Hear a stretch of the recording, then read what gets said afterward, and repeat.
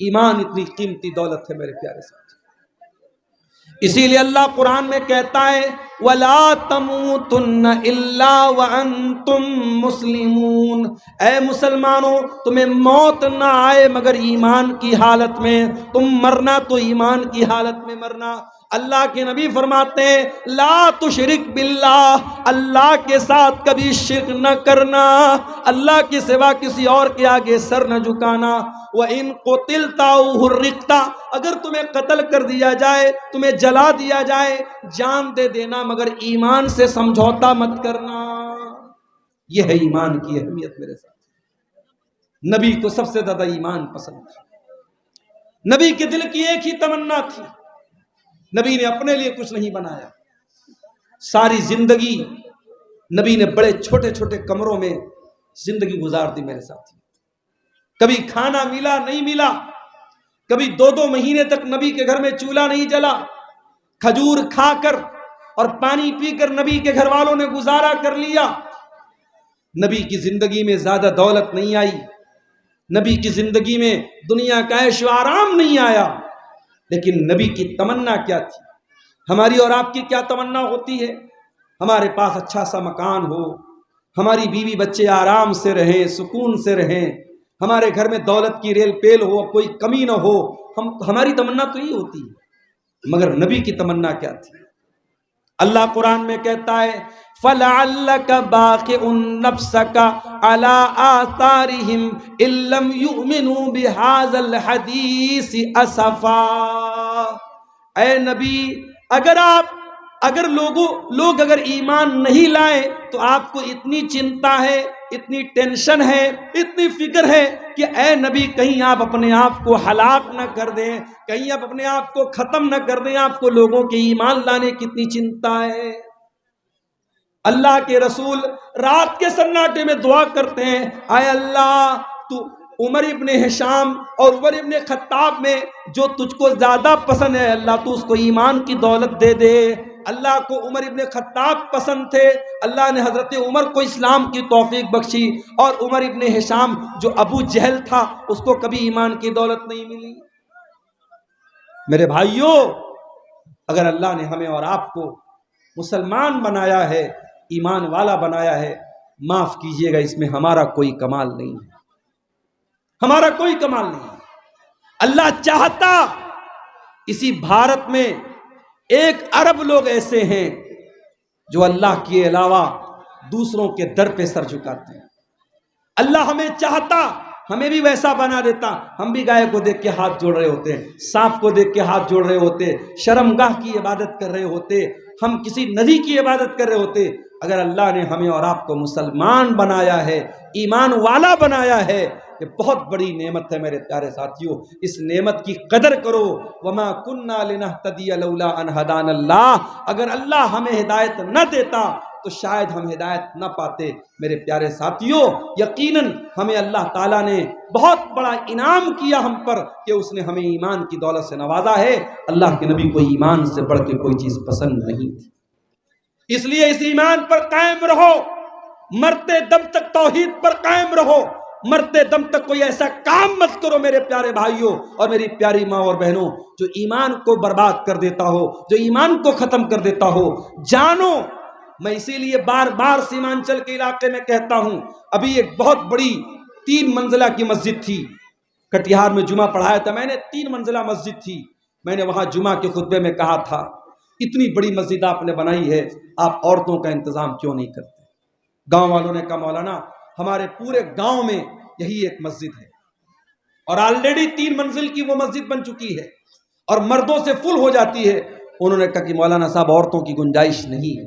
میں نے کہا قیامت کے دن یہ عورتیں آپ کا گریبان پکڑیں گی.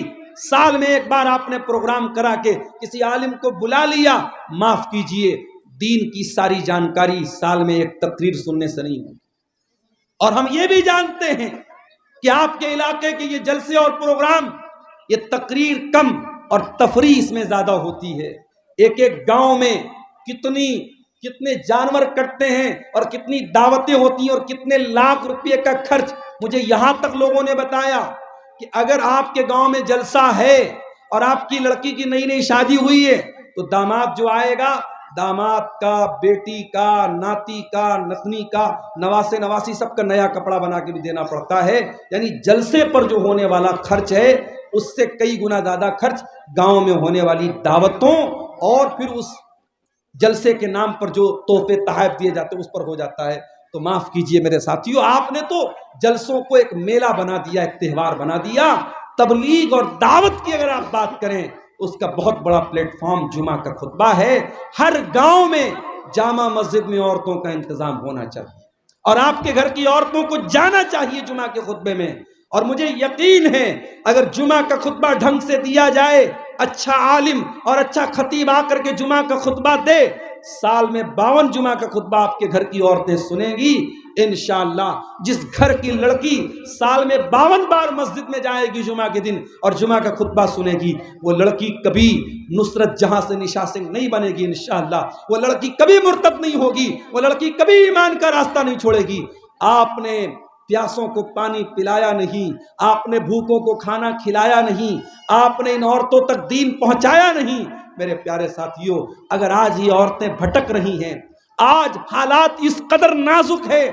بنارس میں ایک صاحب کے بارے میں مجھے کسی نے بتایا، نئی نئی شادی ہوئی ہے، جاڑے کا موسم ہے، سردی کا موسم ہے، نئی نئی شادی ہوئی ہے، میاں بیوی دونوں ناپاکی کی حالت میں 24 گھنٹے رہ جاتے ہیں. کسی نے کہا کہ ارے بھائی تم نماز کیوں نہیں پڑھتی ہو؟ عورت سے پوچھا، لڑکی سے پوچھا تم نماز کیوں نہیں پڑھتی ہو؟ تو لڑکی نے کہا کہ میں تو ناپاک ہوں، میں نماز کیسے پڑھوں؟ تو پوچھنے والے نے پوچھا کہ ارے تم غسل کر کے نماز کیوں نہیں پڑھتی ہو؟ کہا کہ بہت سردی ہے. سردی کی وجہ سے وہ غسل نہیں کر رہی ہے عورت جس کی نئی نئی شادی ہوئی ہے اور اس کا شوہر بھی نہیں کر رہا، اور 24 گھنٹے وہ لڑکا لڑکی میاں بیوی ناپاکی کی حالت میں رہتے ہیں. یعنی جس حالت میں انسان قرآن کو چھو نہیں سکتا، جس حالت میں انسان مسجد میں نہیں جا سکتا، جس حالت میں انسان نماز نہیں پڑھ سکتا، اب سوچو جب 24 گھنٹے میاں بیوی اس حالت میں رہیں گے، اس گھر میں برکت آئے گی یا نحوست آئے گی؟ بتاؤ میرے پیارے ساتھیوں. جس گھر میں یہ حالات ہوں گے پھر اس گھر میں برکت تو ظاہر سی بات نہیں آئے گی. پھر اس لڑکی کو یا اس لڑکے کو کبھی جنات پریشان کریں گے، کبھی شیطان پریشان کریں گے، کبھی کوئی جادو کرے گا.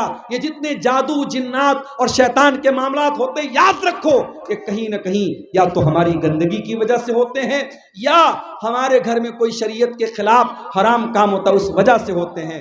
اس لیے میرے بھائیوں، ایمان کے بارے میں جانکاری حاصل کرو. ایمان کیا ہے؟ ہم سے قبر میں یہ نہیں پوچھا جائے گا کہ تم کیا کھاتے تھے، کیا پہنتے تھے، تمہارا مکان کیسا تھا، تمہارے بچے کتنے تھے. قبر میں ہم سے 3 سوال پوچھا جائے گا. من ربو کا، من نبیوں کا، ما دینوں کا. تیرا رب کون ہے، تیرے نبی کون ہے، تیرا دین کیا ہے. اور ان 3 سوالوں کا جواب آپ کو کہاں ملے گا؟ قرآن اور حدیث کے اندر ملے گا. اس لیے میرے پیارے ساتھیوں، جو میرے نبی کو سب سے زیادہ جو چیز پسند تھی وہ ایمان تھی. ایمان کو آپ قائم رکھیں، ایمان کو کا علم حاصل کریں، اور اپنے غیر مسلم بھائیوں کو بھی آپ ایمان کی دعوت دیں، اسلام کی دعوت دیں. اور آگے بڑھیے. نبی کو ایک چیز اور بہت زیادہ پسند تھی. ایمان کے بعد دوسرے نمبر پر نبی کو اگر کوئی چیز سب سے زیادہ پسند تھی تو نماز پسند تھی. اتنی پسند تھی نماز، اللہ کے پیارے نبی فرماتے ہیں حبب الی من دنیاکم النساء والطیب.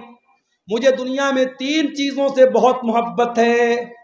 نمبر 1، اللہ تعالیٰ نے عورت کی محبت میرے دل میں ڈالی ہے.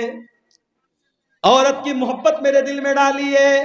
وہ عورت جو نبی کے دور میں مظلوم تھی، پیدا ہوتی تھی زمین میں ایک زندہ گاڑ دی جاتی تھی. وہ عورت جو بھارت کی سرزمین پر اپنے پتی کے مرنے کے بعد پتی کے ساتھ زندہ جلا دی جاتی تھی. وہ عورت جو اپنے شوہر کے مرنے کے بعد، اپنے پتی کے مرنے کے بعد اس کا سوتیلا بیٹا اس سے شادی کر لیتا تھا. وہ عورت جو اپنے باپ کی پراپرٹی میں وارث نہیں ہوتی تھی. وہ عورت جو غلاموں کی طرح، جانوروں کی طرح مارکیٹ میں بکتی تھی. اس عورت کو محمد رسول اللہ نے اس عورت کا صحیح مقام دیا. اور وہ لوگ جو عورت کے قاتل تھے، جو بیٹی کے قاتل تھے، جو بیٹیوں کو زندہ زمین میں دفن کر دیتے تھے، میرے نبی نے ان کو پیغام دیا کہ اے بیٹیوں کے قاتلوں سنو، اے بیٹی کو زمین میں گاڑنے والوں سنو. وَإِذَا الْمَوْءُودَةُ سُئِلَتْ بِأَيِّ ذَنبٍ قُتِلَتْ، جس لڑکی کو زندہ زمین میں گاڑا گیا ہے، کل قیامت کے دن اس لڑکی سے پوچھا جائے گا بِأَيِّ ذَنبٍ قُتِلَتْ، کہ اے بچی تیرے ماں باپ نے کس اپرادھ کی تجھ کو سزا دی ہے، کس جرم میں تجھ کو مارا ہے۔